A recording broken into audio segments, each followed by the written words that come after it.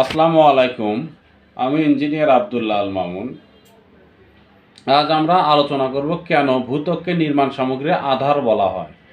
প্রকৌশল প্রকল্পে যে সমস্ত মালামাল ব্যবহার করা হয় তাকে প্রকৌশল সামগ্রী বলা হয়। প্রকৌশল প্রকল্প কি? প্রকৌশল প্রকল্প হলো বিল্ডিং, ব্রিজ, বিদ্যুৎ উৎপাদন কেন্দ্র, বিমানবন্দর, রেল স্টেশন ইত্যাদিকে প্রকৌশল প্রকল্প বলা হয়। এই সমস্ত প্রকৌশল প্রকল্প নির্মাণ করার জন্য যে সমস্ত কাঁচামালের প্রয়োজন পড়ে বা মালামালের প্রয়োজন পড়ে, নির্মাণ সামগ্রীর প্রয়োজন পড়ে, যেমন ইট, কাঠ, বালি, লোহা, টাইলস, মৃৎজাত সামগ্রী ইত্যাদি সবই প্রায় ভূপ্রকৃতি থেকে বা মাটি থেকে সংগ্রহ করা হয়।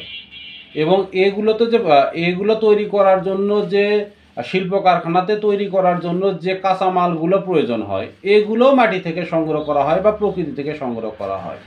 আর এই জন্যই বলা হয় ভূত্বককে নির্মাণ সামগ্রীর আধার। তো আজকে আলোচনা এটুকুই ছিল। আসসালামু আলাইকুম।